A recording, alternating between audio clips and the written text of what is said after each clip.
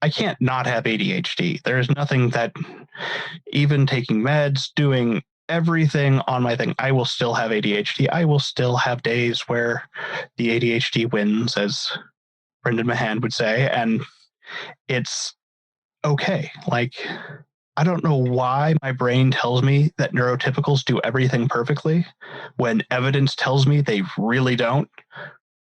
And so it seems weird to think, why would I assume that I could do everything perfectly? Of course, that's with the whole, when you're comparing yourself to others, you're comparing your low light reel to their highlight reel. And that's just never going to give you good results. You're always going to be like, well, I should be able to do this, and keep shooting all over yourself. So the forgiveness piece is huge, being like, yeah, sometimes ADHD wins. And what's more important here is how I get back up. Being like, maybe even being like, I don't have to get back up today. I can get back up tomorrow, because there's always going to be tomorrow. ADHD Rewired, episode 364.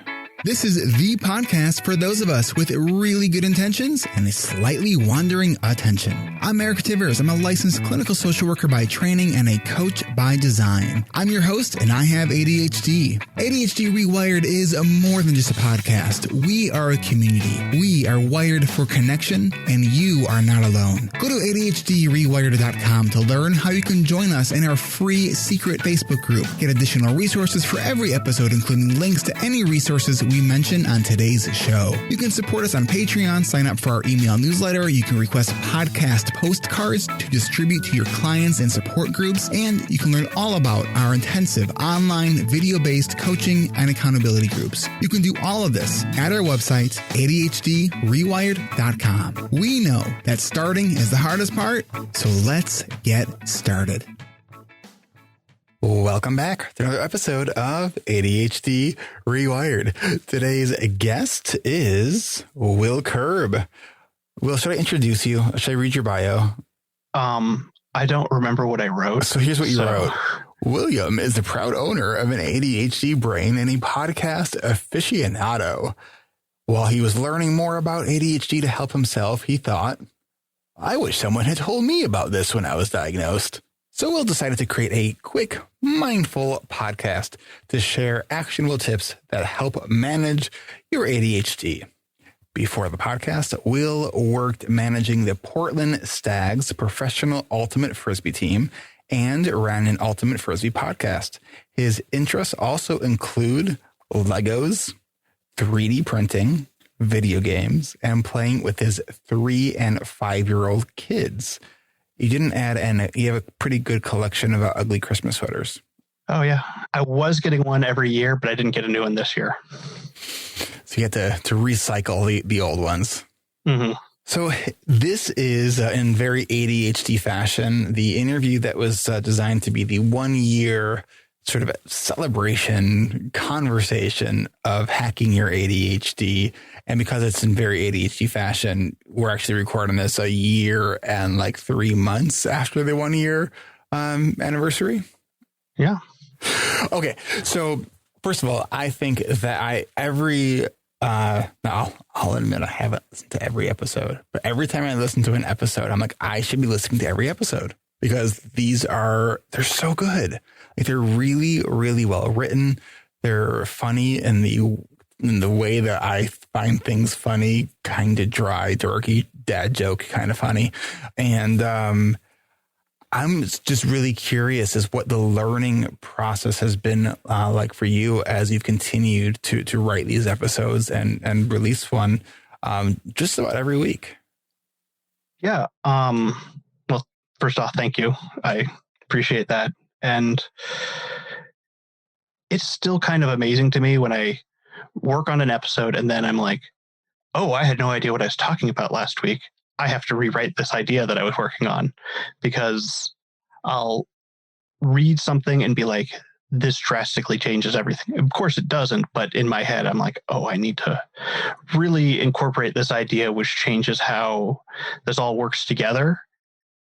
And so I'm learning so much about what I don't know, which is really nice. And being open to being like, oh, I was wrong about this. I really my episode for this week was Occam's Razor, and I had most of it written out before I really settled on the idea of how it was going to tie into ADHD, which ended up being that what's simple for neurotypicals may not be simple for ADHD. And I was like, oh, this is an idea that I've written about several times already. Tell us what Occam's Razor is. So it is a idea that it's like a scientific methodology, or it's a philosophical razor. So it's a way to shape your thinking, and it's boiled down to the simplest explanation is often the preferable one, or really it's the explanation that has the fewest assumptions is what you want to go with, or is preferable to go with. Because as you build more and more assumptions, it's easier to get off base. So you might think, if I hear hoofbeats behind me, I'll think horses, not zebras, unless I'm in Africa or, the zoo. Okay. So how did you connect that to ADHD then? Well, I know with lots of people with ADHD, we overcomplicate things. We have a process of doing things. And sometimes that can feel like a neurotypical person will see how we're doing something and they're like, why don't you just do this? And the problem becomes we judge ourselves being like, oh my God, I shouldn't have to set reminders. I should just remember. But that's not the simplest explanation for us, or the simplest solution. That's where a reductionist solution for us, and it doesn't help. Mm-hmm. When you were talking about the just strategies and solutions, today during our alumni session, there was a conversation about sort of systemization and automation. I know you recently done a series on automation, and one of the members of in the alumni community said something, and I've been kind of just chewing on this all day. And it's like, don't try to automate anything unless it is so well systemized and the process is so fine tuned. Otherwise, you're just going to be automating a bad process. Yeah. And I was like, and the way she said it was more succinct, but I was like, oh man, that's a really, really sort of interesting framework to think about. Like, don't try to automate something that isn't a really robust, proven, efficient system. Although I will give a counterpoint to that. Okay. Sometimes your automation will just put flashing lights on where the system is broken. Interesting. So like a canary in the coal mine kind of thing. Yeah. Like you're like looking at, you have something that's like rolling information into you and you're like, oh my God, everything is stopping at this one point. And then you can go, why did this automation break down here? So what have you done that where that's happened? Unfortunately, my first thought coming into head is with video games, where I was playing a game called Satisfactory.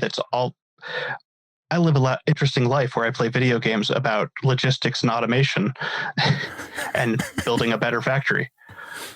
And you start something up like, oh, that doesn't work there. But also try and think about recent automations I had where the canary in the coal mine effect would have been really helpful.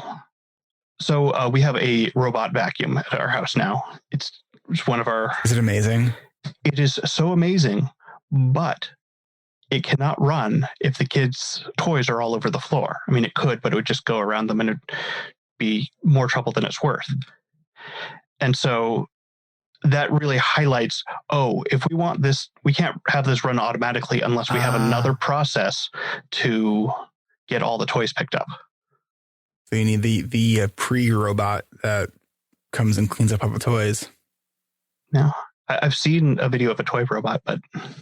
That sounds amazing. Yeah. Is there a cooking robot? And I've seen a pancake 3D printer, so theoretically, yes. Wait, what? It can takes like a 3D printer and makes it so you can do like, have you seen like the really cool pancake designs? No. There's an entire like web sphere of nifty pancakes with like cool designs, and you like see web character, like you could have like The Simpsons or Dragon Ball Z or whatever, and it'll be like full color pancakes. And I've seen someone that made a 3D printer that can do that. You say there's a whole genre of this. Yes, there are people that dedicate their lives to the art of pancake art. Will, how many hours have you spent watching these videos? Very few. I just see like there's something that like comes into my internet feed on Reddit or Facebook that I see every once in a while, and I'm like, those are really intense. I could never get into that. You have some really nerdy interests. I am in high school. That's a compliment, by the way. Yeah. Just to be clear, I appreciate the level of nerd that you sometimes bring into stuff. Yeah, I get real nerdy on some things. Like high school, I tried to build a Beowulf cluster supercomputer with a friend. I didn't even know what you just said. What? So it was a supercomputer is basically like a network of other computers all. Okay, I get that part. Yeah. What, so a Beowulf cluster is the method of them being networked together.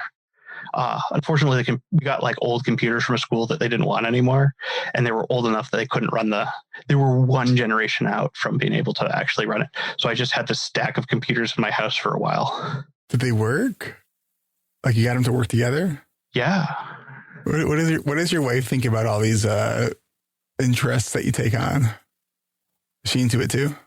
Some of the times. Some of the times it's just like, one of the topics I've really wanted to do an episode on is like the ADHD hobby train, where you're like, I'm doing this, and then I'm doing this, and then I'm doing this. And then you end up with this like garage full of crap that whereas like you don't want to get rid of because, that was a really cool hobby, but I'm not doing it anymore.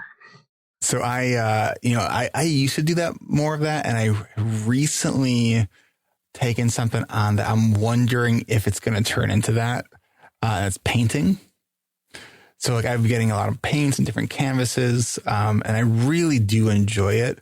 I've painted like 4 paintings. Nice.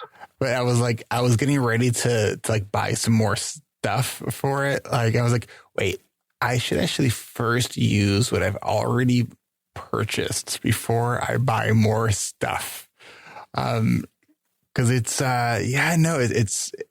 it's kind of fun though. And a lot of people, they sort of complain about, like they don't stick with a hobby. And my thought is like, maybe watch the money on it, but so what? Yeah. There's so many things cool. Like I want to do all the cool things. All the things. Yes. So I can't do everything, and I shouldn't pick something because it's going to be my forever thing. Right. And as long as I don't the problem is when I'm like, I'm going to get really into juggling. And then I buy this big juggling set and I'm like, well, I didn't. Whoops. Like I learned the basics of juggling, which was a great lesson on how to learn a skill, being like, I have to incrementally slowly learn how to do this. And then I was like, but I'm not really interested in going into the advanced stuff. How long did it take you? About a month and a half doing 15 minutes a day. Wow. And that was like mind blowing for like, I can just do a really little amount in a day and actually learn how to do something that I 100% could not do before. Oh, that's cool. Kind of like teaching a squirrel how to bowl. So, all right, how many episodes in your podcast are you in right now? 59. 59.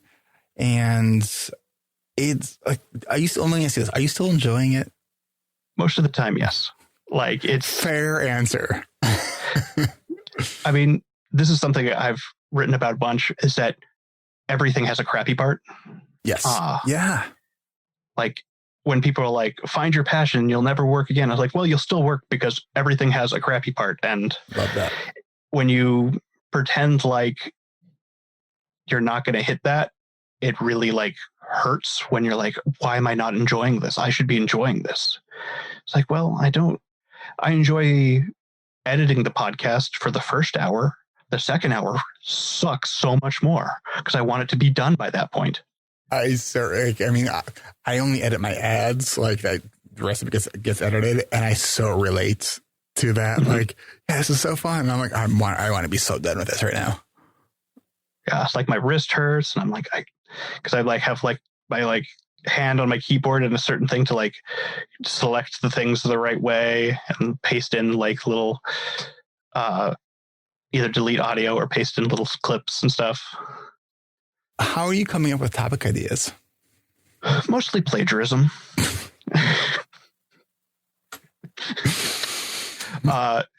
It honestly, there's a lot of things where like I'll be listening to some other podcast, reading some book and be like, oh, that's a great idea. And I'll like write it down and then work on it myself. And also through I have a running list of ideas. It's probably like 100 things long now. So if I get really stuck, I can pull from there, but I don't use the list as much because it's like whatever I want to write about that week that tends to be what's worked on. I have to imagine with everything that you've written, you probably have enough material for a book. Oh, absolutely. Have you been thinking about that? It's entered my mind in that I would like to really do an in-depth mind map of the topics I've written about, see how they connect, and see what are the like really salient points of ADHD that I could hit. Be like, if I did these things, would these things have the biggest impact on my ADHD management? Any ideas on what those things might be? Sleep comes to mind.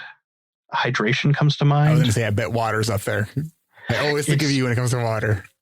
I am always shocked. I'm in a like super bad mood in the afternoon and like I've got a headache, and then I'm like, oh no, I'm dehydrated.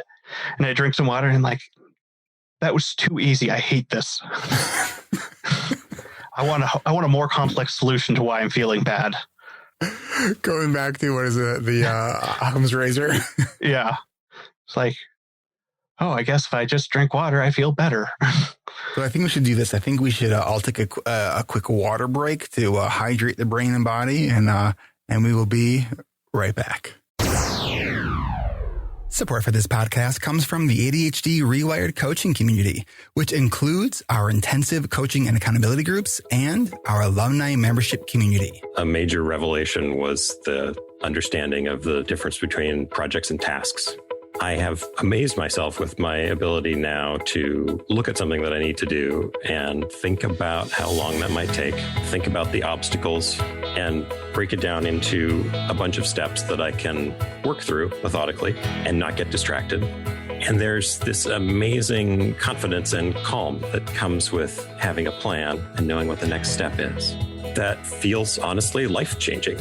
And I know that I'm going to get better at it too. And I'm actually super excited to continue to work with the planning that I've learned, but also to sort of take on more complex projects and trust myself to break them down and get things done, which is a huge contrast to the Craig of 10 weeks ago. Our registration event for our next season of coaching and accountability groups is 2 days away on Thursday, February 25th at 2:30 p.m. Eastern. If you are listening to this the day this podcast came out and thinking, oh crap, I missed the deadline, we will have a second registration event in March. For those of you who sent your videos to us, we are reviewing them now and we will contact you soon. If you're not on our spring coaching group interest list, or you didn't complete the registration steps by the deadline, go to coachingrewired.com and click on that green button to get added to the list. And remember to check your email because it might have went into a promotions folder or spam folder or something like that, just to make sure and confirm that you're on that list. Then you'll get your how to register email right away. We will be hosting another registration event in March, so stay tuned and check coachingrewired.com for details. That's coachingrewired.com. I decided to join the group because I was tired of living a life where every day felt like I was just kind of dealing and maybe surviving the things that were happening that day and trying to figure out the best thing to do moment to moment, which is impossible and exhausting. Twice this week, I have gotten all my work done early, and I didn't feel completely exhausted at the end of the day. And that's been incredible. We hope you'll join us this spring. Go to coachingrewired.com. Support for ADHD Rewired comes from patrons who support us over on Patreon. If you are new to the podcast or a longtime listener, welcome. One way to show your support is to become a patron. We would like to welcome all of our new patrons, Nico at the $5 a month level and Taylor at the $10 a month level. Thank you so much for your support. We have 4 levels with different perks. You can also support us at the $3 a month level and get an immediate dopamine hit for supporting us. The second level is the $5 a month level, and there you will get ad-free episodes each week, as well as I'll post some occasional random pieces of content that may be of interest to you. At the $10 a month level, you can listen to the audio recording of our monthly coaching session for patrons, and those sessions is the 4th level. That's at the $25 a month level. Patrons who give $25 a month or more are invited to join me and other patrons who give at that level on the 4th Tuesday of every month. Once you give at that level, go in and log into Patreon and click on my membership. Once you're there, I think you'll see what you need to do next. If not, let us know. Drop us a line over on Patreon. Thank you so much to all of our patrons who give at ADHD Rewired. I really, really do appreciate everyone's support. And remember, patrons who give at $25 a month can join me on the 4th Tuesday of every month for a group coaching call on Zoom at 1 p.m. Pacific, 4 p.m. Eastern. And our next one is on Tuesday, February 23rd. So add that to your calendar. I think that might be today. If you're listening to this on the day it came out, you can support ADHD Rewired even if you don't care about the perks. If you love what we're doing and you value what you get from the podcast and from the community and everything else we do, if you're able to contribute with a monthly financial contribution, it's a great way to say thank you. Go to ADHDrewired.com/Patreon and thanks. All right, we are back. So we are now in year 1 and a chunk of Hacking Your ADHD. What do you see the next 1 and a chunk years looking like? Well, I want to keep with the being more regular with the episodes. I have been doing some rebroadcasts for when I take breaks because it feels really good to take a break every once in a while, come back to things. I'm always surprised, although in my head, I'm always like, I'm going to take a break and I'm going to use that to get ahead. That hasn't happened yet. And then, so I'd like to be able to really fine tune that so that I'm really actually creating that streamlined idea of getting content out regularly and also having enough runway so that when I get sick, I'm not writing and recording. And because I was sick a couple weeks ago and I was like, well, I just have to work through this right now. And although really I don't, it's the pressure you put on yourself in your own head is really funny that way. It's like, if I just didn't have an episode this week, it would be 100% fine. Yeah, I think this week, I don't even know if this week's episode, when we're recording this January 5th, if this week's episode even came out on time, because I came into the office at 5 o'clock on New Year's Eve because I had 2 work things I needed to do. And the first one took me a while, and it was a financial reporting thing, which was just blah, right? And so I've been having so I got some new gear about a month ago, and I've been having some issues with just the setup for it. And it's been driving me like insane. Like, I mean, you know how I am with audio stuff. So it's like, you know, I just upgraded my audio gear and like, it doesn't sound amazing. And I'm just like, this is not acceptable. Right. Yeah. I'm going to be hiring someone to come out to do a consultation to just sit with me. I actually posted on, you know, the app Nextdoor. Mm-hmm. So I posted something on there. I'm like, I'm looking for an audio engineer who can help me explain what all my problems were. I explained all of the things that I did with troubleshooting to try to figure out what was going on with it. And so I got this guy who said that he just graduated with a degree in audio engineering, and he just finished an internship with Shure, which I'm using a Shure mic now. And we're trying to find a time to meet. And about halfway through this conversation, he goes, now I know why your name sounds familiar. I've been listening to your podcast for the last like 6 months. Nice. Like, cool. Okay. All right. So, within the next week, I'll hopefully have him come out. It sucks when you get this like new gear and there's like just some weirdly like nuanced like noises that I'm probably the only one that's hearing, but like my brain just cannot tune that out. It's all it thinks about. I wish my brain could, you know, but I think from a production standpoint, people will appreciate that. I know, I even had a couple weeks that I think of some of the ads where like the sound was not good on it. And I was just like, fuck it. And because it was just, you know, you hit a certain point and it was the end of the year. And with everything else that had gone on this year, it was just, it was like, all right, I just got to be okay with it. Yeah. How have you been doing with that? With just being okay with something maybe not being like perfect? Doing better. Yeah. Specifically with mispronounced words. I've gotten over some of my shame gremlins with that, because like I did speech therapy in like middle school and stuff because I had trouble with the th sound, the th, and just using fa instead. So it'd be like 1, 2, free, and you know, like went to speech therapy not because I felt I needed to, but because kids were making fun of me. And so apparently that's still sometimes in my speech patterns, and I have heard it in my thing, and I'm just like, I'm not re-recording that. No one cares, you know. And I got to tell you that in some ways, I think it's kind of awesome that you leave like the mispronunciations in there. And I think it would be great if you talked about more of that on the podcast. Because I wonder sometimes if it's almost like the elephant in the room. Like no one minds that there's an elephant in the room if we just acknowledge the elephant. Yeah. Right.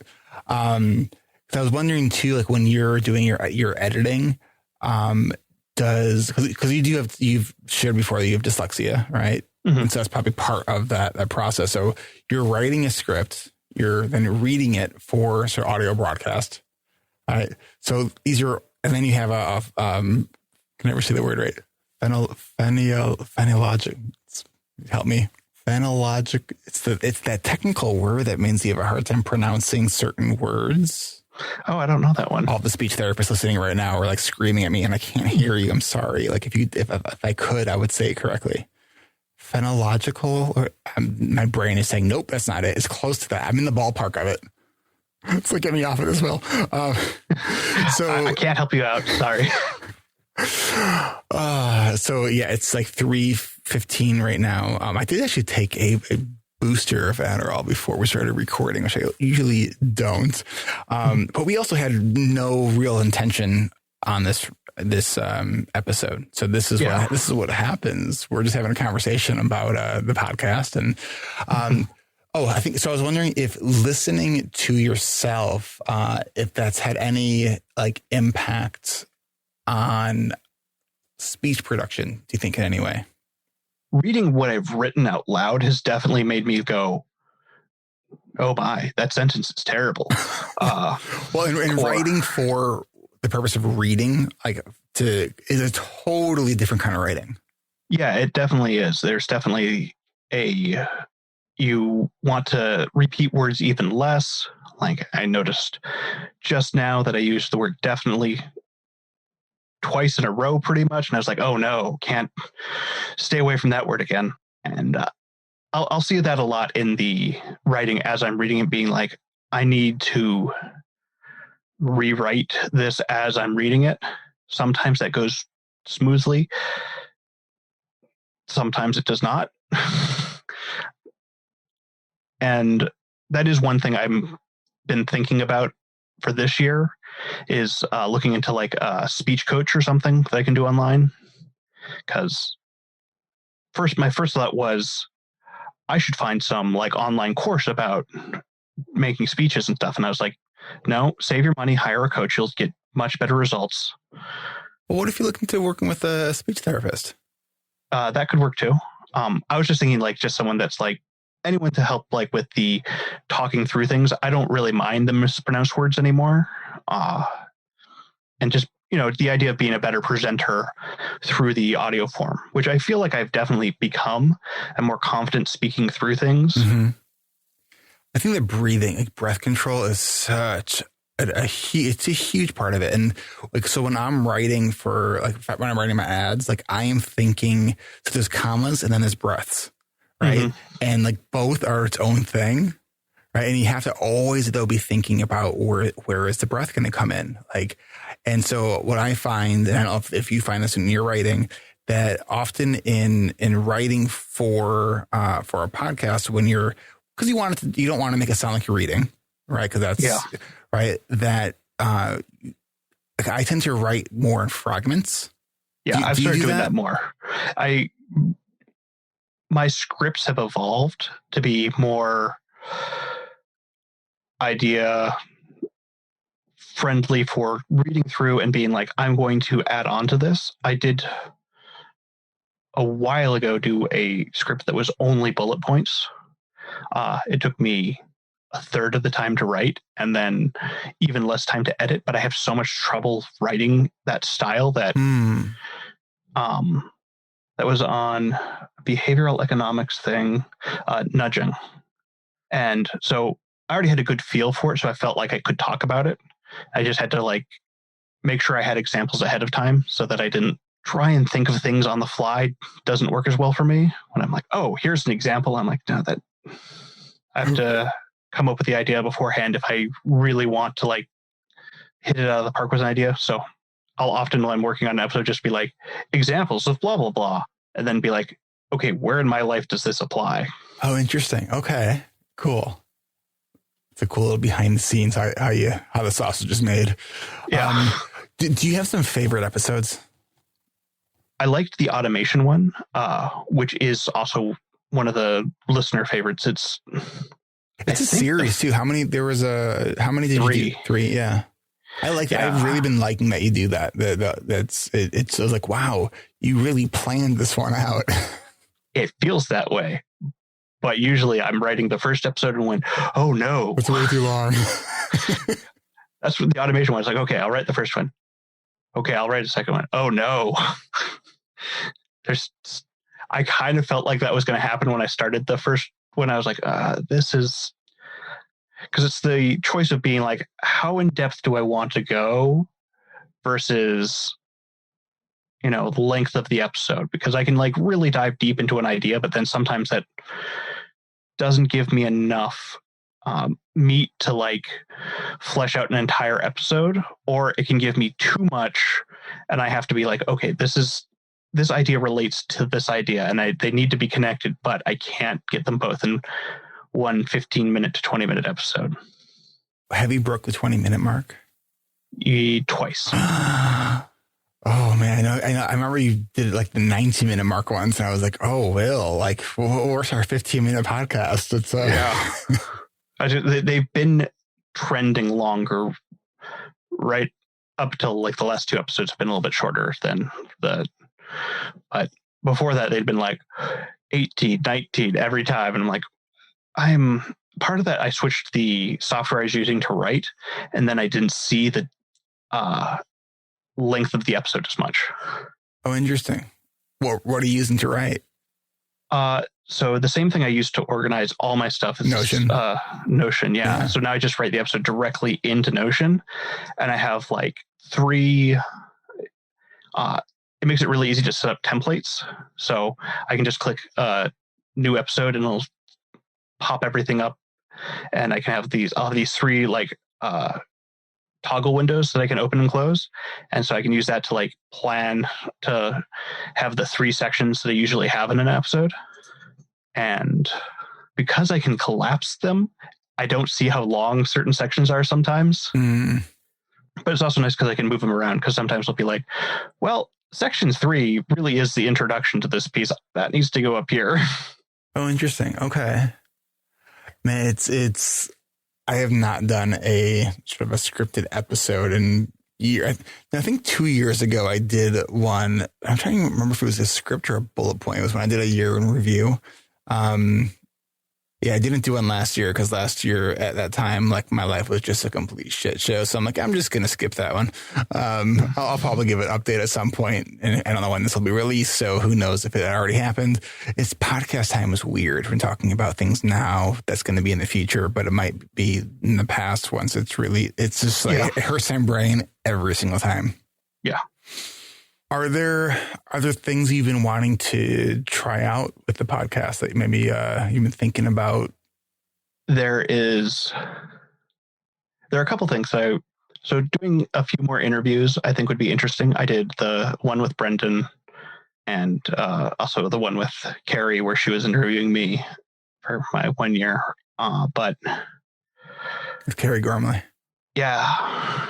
So doing a few more interviews to like on those really technical topics where I can be like, this person will know more than me. Mm-hmm. And then I can use, I enjoyed how I did the interview with Brendan where I like interviewed him and didn't use my half of the audio. I just filled in different ideas to help distill what he was saying.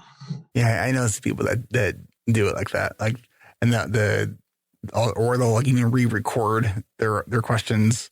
Sounds like a lot of work.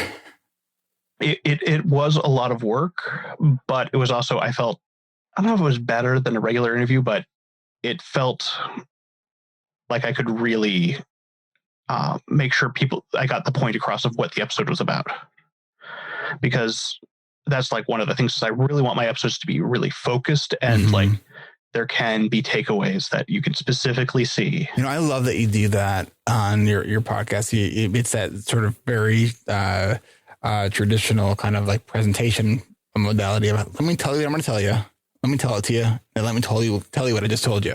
Like it's so effective, and like I struggle with summarizing so much that like I wish that I could like at the end of an interview, I could like after I'm done with the guests, I can like record something quickly. This is like so. Here were the take. I'm like I can't. My brain doesn't do it. I'm like I was staying so present during the interview that I have no idea what we just talked about. Yeah, if I didn't have the written script, it'd be way harder. I can see that, yeah.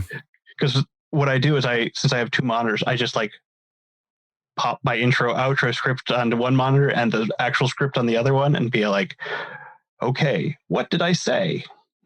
Nice. And then just usually copy and paste and then reword. Yeah, no, it's great. I think it's a very easy to digest presentation of information. Well, let me do this. I'm going to take one more quick break. And then when we come back, I think what we should do is I want to hear some of the best ways that you hack your ADHD. Okay. So we will be right back. Have you been to adultstudyhall.com yet? In the next couple of weeks, we will be opening the doors to a brand new membership program for the ADHD community. Our Adult Study Hall membership community will help you boost your productivity with real-time accountability over Zoom. This is virtual co-working for adults with ADHD. We will be offering a variety of Adult Study Hall or ASH sessions from Adult Study Hall on demand, which is a dedicated Zoom room. So you literally don't need to even plan ahead. You just show up and chances are you're going to find other people there.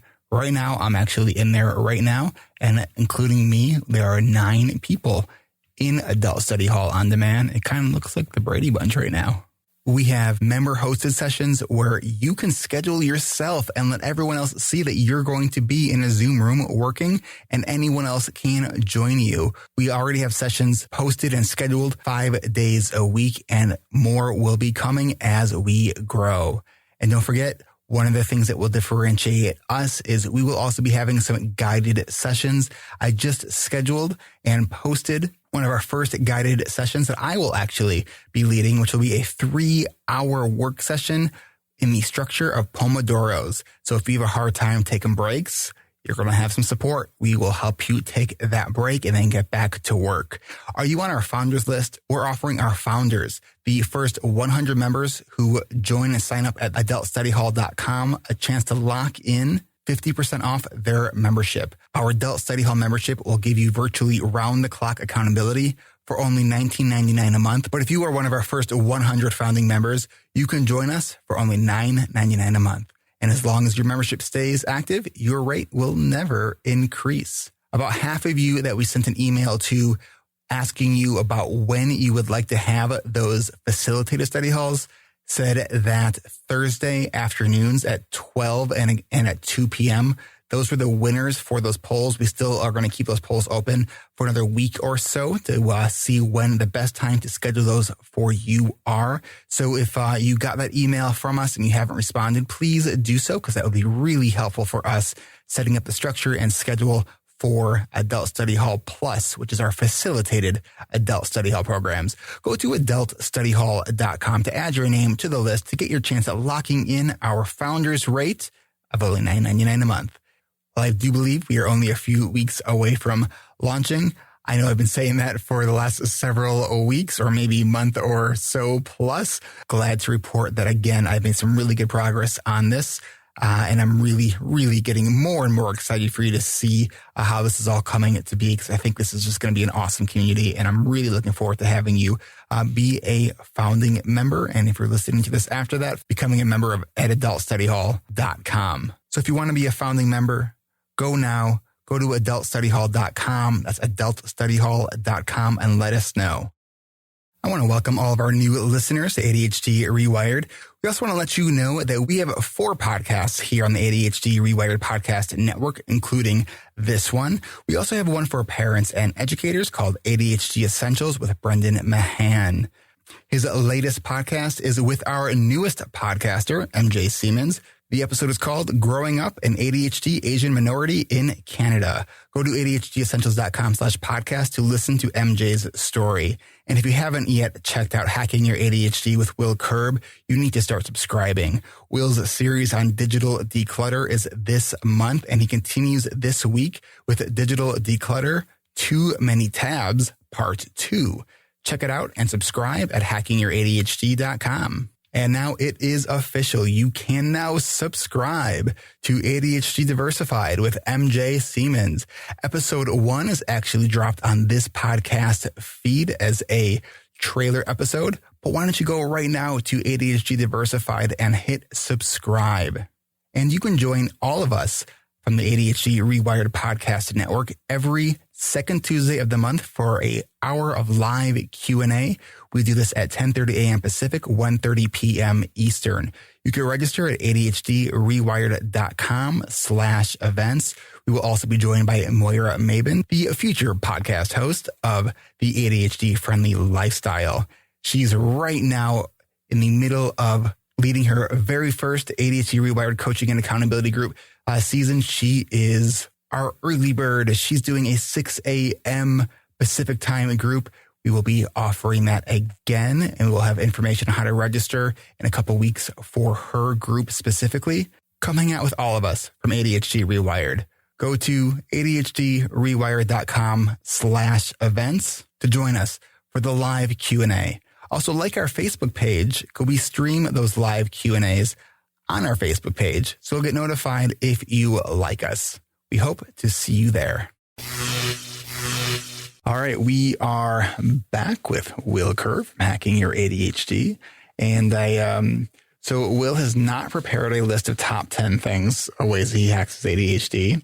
And since Will loves to be put on the spot to come up with things that We were literally just talking about right before we hit record about like how I can like up all these ideas, and then as soon as someone asks me to give an example, it's like, so what are some of the ways that you hack your ADHD? So I think biggest one that comes to mind right now is setting up my environment to be ADHD friendly, making sure that I have like fidgets and I can be not distracted as much, like having. So with COVID, I have 2 kids at home now, and that makes it so I have very limited time that I can work. And when I do work, I really need to make sure that I'm able to focus on what I'm doing. So I have to cut myself off from my family for a little bit and work. And that means I need to make sure that I don't have distractions ready at that time, because it's going to be tempting. And the best way to, you don't want to use willpower to resist temptation, because that's just a recipe for you to not have the willpower when you need it at some point. So making sure that when I sit down, it's easy for me to get straight into work. Don't have to like having programs like Freedom on my computer that block websites, block email, that kind of thing. And I can't jump onto that when I should be doing what I So want setting to be up doing. your environment, both digitally and physically. Yeah. Okay. And that's one of the biggest things for making sure that I can work when I like have planned to work. And along with that being like knowing that I have times that I'm going to be better at working and that I'm not. And while I do say that, there was like last week I sat down to do some other work in the afternoon. I wasn't even real work. It was just I was watching through these YouTube videos where I wanted to take some notes on what they were saying. Could not keep focused on it. And I was like, what is wrong with me? I should just be able to watch YouTube videos. And then I'm like, well, this would be like hour 5 of work today, and it's 4:00. This is not a good time to focus. You've already used a lot of your executive function. Of course you can't focus on taking notes on this kind of dry YouTube video. Yeah. So yeah, that's, I guess, works into the next thing really well, which is like forgiving yourself for ADHD things.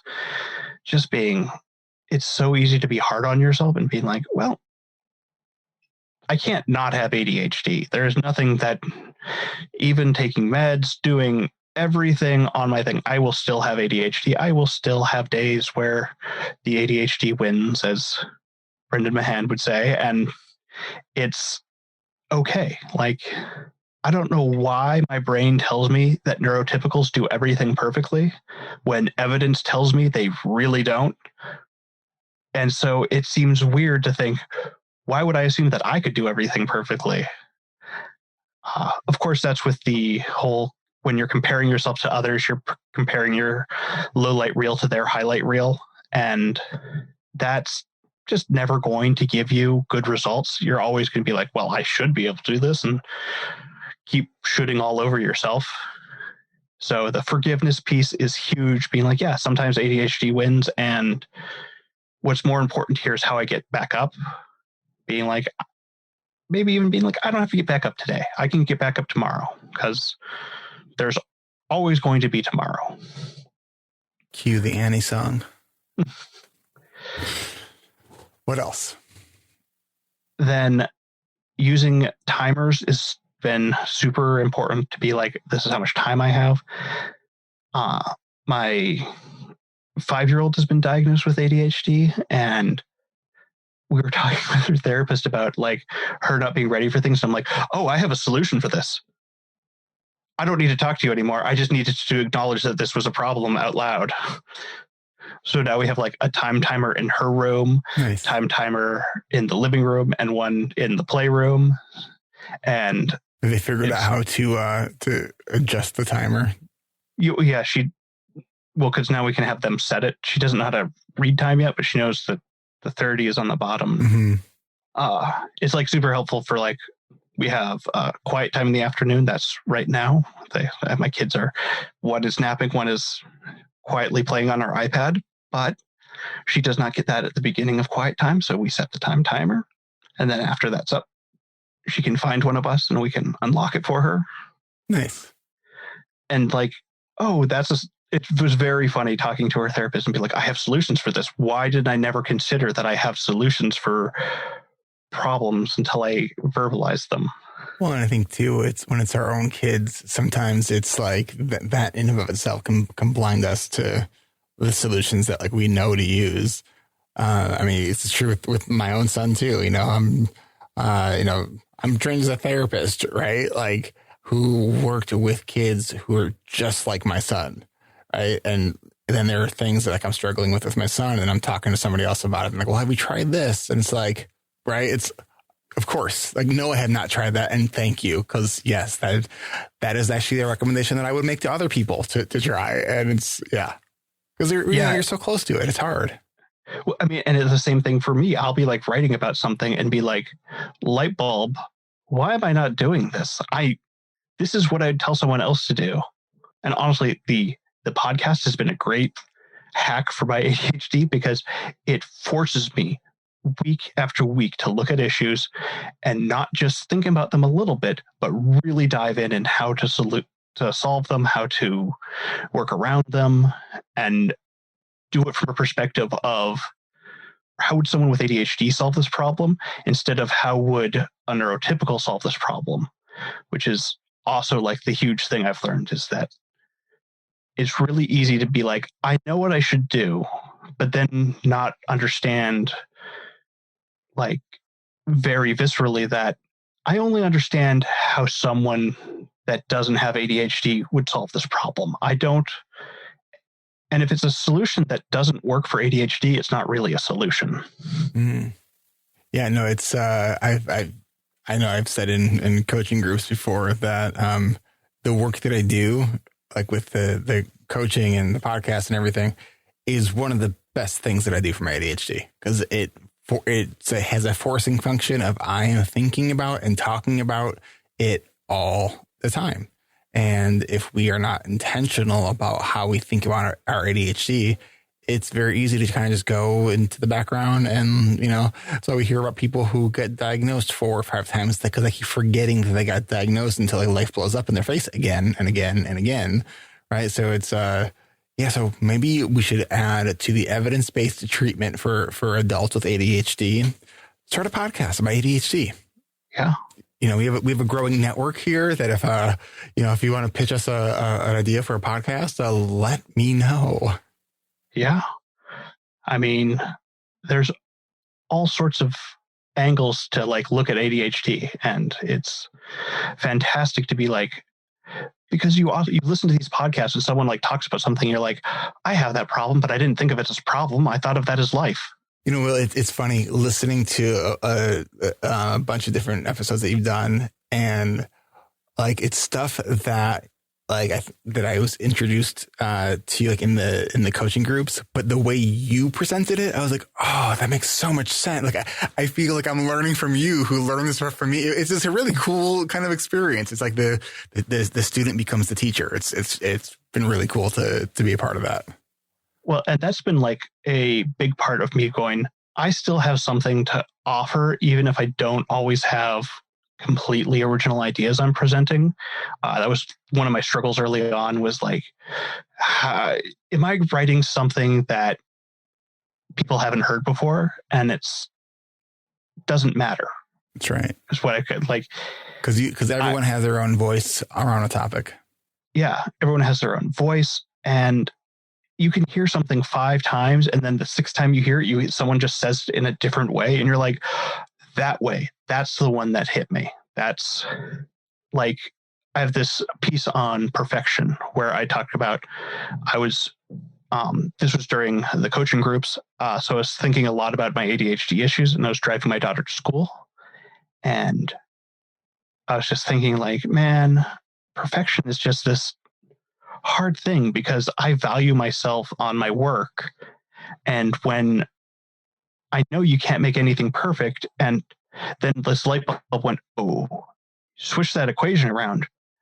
I can never have value because my work can never be perfect, since if I'm a perfectionist, because I can never produce perfect work. since I can never produce perfect work, I can never have value for myself. And it was like, oh, I knew all of these facts alone, and I shouldn't be a perfectionist, that I shouldn't value myself based on my work.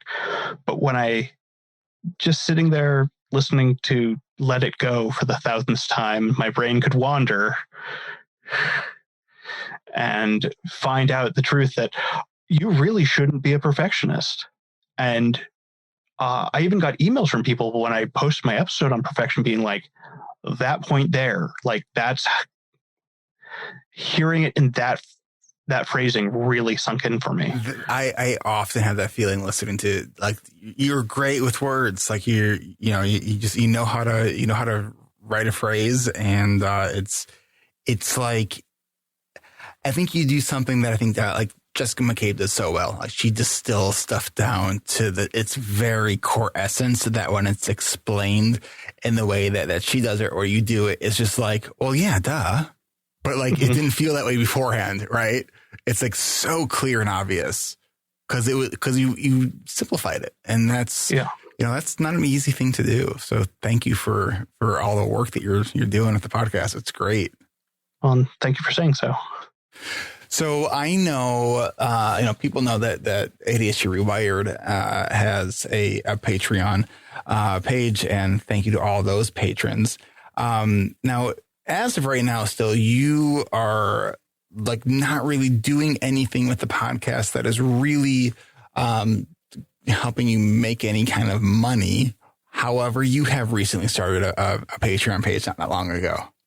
Which is also just to be very thankful to my accountability group, and specifically Tina pushed me to get that open. Nice. Of course, Tina did. Yeah, she's always about the money. Always about them dollar bills. But it's also funny because Tina was from my accountability group in ARC 11. Okay. When I did that, although I have since our original accountability group kind of fizzled out, and then I restarted doing accountability with one of the admin teams. So we were already meeting, and we're like, "Hey, the arc's ending. We should just keep meeting." Nice. So it'd be really, for any listener who maybe has just started listening to this podcast, I don't know which episode number it is, but if you go to my website and just type in Will Curb to find out when, because you first masterminded this idea for your podcast on the podcast. Like we did a mastermind on it, and which is just a cool thing to publicly share an idea and then actually like bring it to fruition. It's got to feel so good. Yeah. I mean, it's one of those things where, like, part of the hitting 1 year was like, man, I actually stuck with this for a year. That can be super hard with ADHD. I know certainly I have like having you and the network to like thank for that in a big part, because it gives me that little extra pressure of being like, this isn't just me. Because when it's just you, sometimes it's easy to be like, well, it's also helpful that I have that listener base now. So yeah, from what I hear, you're doing pretty well with your listenership. Yeah. So that's awesome. And I'm happy to apply that pressure for you, Will. It's awesome. It's very cool to see. And it just, the more content that's out there that's helpful for people, it is just, to me, it's what's the expression? The rising tide raises all ships. Yeah. Like, it's just great to see more and more people getting an understanding of their ADHD. Like, I get really nice emails from people being like, this specific episode helped me. And I'm like, that's just awesome. Isn't it the best? It never gets old. That never gets old. I mean, have you gotten any emails where someone tells you like that you like literally like saved their life? Maybe not literally saved their life, but they are looking at things a different way because of. Oh, that's great. That's great. All right. Well, let's do this. So I'm looking at the time here. Let's bring this one in for a close. Will, do you have a good dad joke to leave us with? Here's one. 10 plus 10 and 11 plus 11 equal the same thing. Because 10 plus 10 equals 20 And 11 plus 11 equals 22.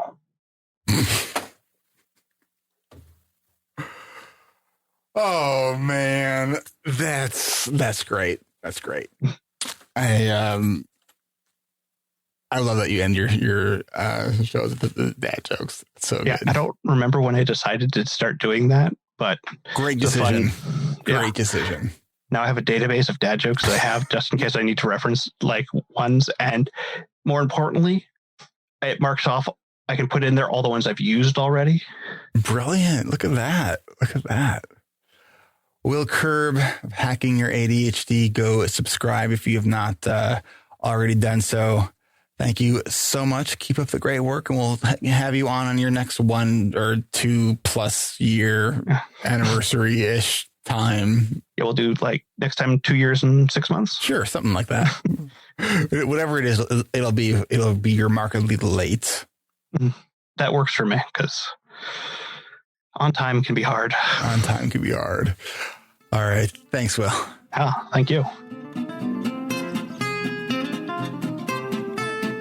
This is Eric Tivers. Thank you for listening, and congratulations for making it to the end. ADHD Rewired is more than just a podcast. We are a community focused on learning, growing, and connection. The website is ADHDrewired.com. You can find summaries and additional resources for each episode. You can apply to our free and secret Facebook community. You can learn more about ADHD Rewired's intensive online video-based coaching and accountability groups, and sign up for my email newsletter to get exclusive content you won't get anywhere else. It's all at ADHDrewired.com. While you're there, click the Patreon button.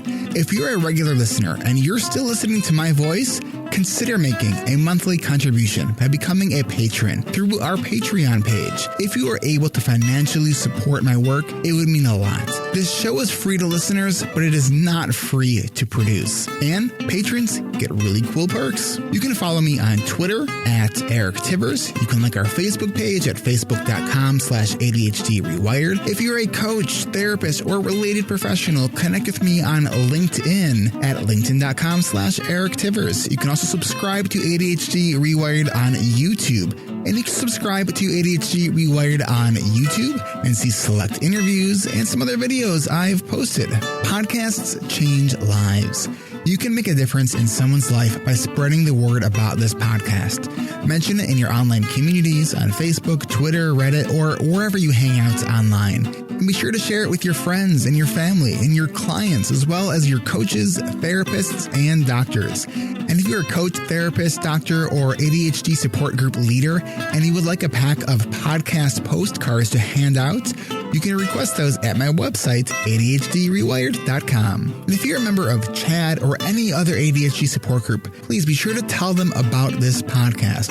You can even show them how to download it on their phone. You know, you might be the person that turns somebody on to a podcast for the very first time. And if you really love this episode, please consider hitting share on your podcast player.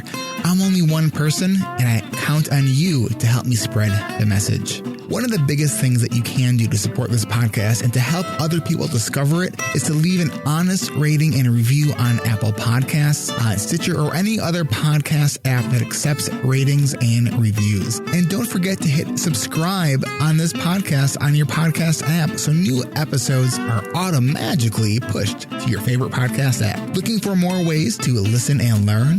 Get a free audiobook and a 30-day free trial at audibletrial.com/ADHD Rewired. Not sure where to start? In no particular order. Check out Atomic Habits by James Clear, The Body Keeps Score by Bessel van der Kolk, 10% Happier, and Meditation for Fidgety Skeptics. These are both by Dan Harris. Change Your Questions and Change Your Life by Marilee G. Adams. The One Thing by Gary Keller and Jay Papasan. Procrastinate on Purpose by Rory Vaden. The Four Tendencies by Gretchen Rubin. Do you have trouble asking for help? Listen to The Art of Asking by Amanda Palmer. It's one of the best produced audiobooks I've ever heard. If you're looking for something a little bit more, say, magical, I unexpectedly fell in love with the Harry Potter series. And I don't usually listen to those kinds of books, and I loved it. And of course, if you haven't yet boarded the Brené Brown bus yet, check out Brené Brown's books, starting with The Gifts of Imperfection, Daring Greatly, Rising Strong, The Power of Vulnerability, and if you're an entrepreneur or leader in any capacity, check out her 2018 book, Dare to Lead. And Brené still is my most wanted guest, so if you know Brené, and you would be so kind to make that connection for me, I would be really, really grateful. You know who else I would like to have on the show? You. Click the podcast tab at ADHDrewired.com and then click the Be a Guest button at the top of that page and schedule a 15-minute pre-interview. This is Eric Tivers, reminding you to keep learning, keep growing, and keep connecting. Self-care is not selfish, and no matter what gets done or doesn't get done, at the end of the day, you are still enough. And no matter how hard it feels, we can do hard things. Thanks for listening. I'll catch you next week.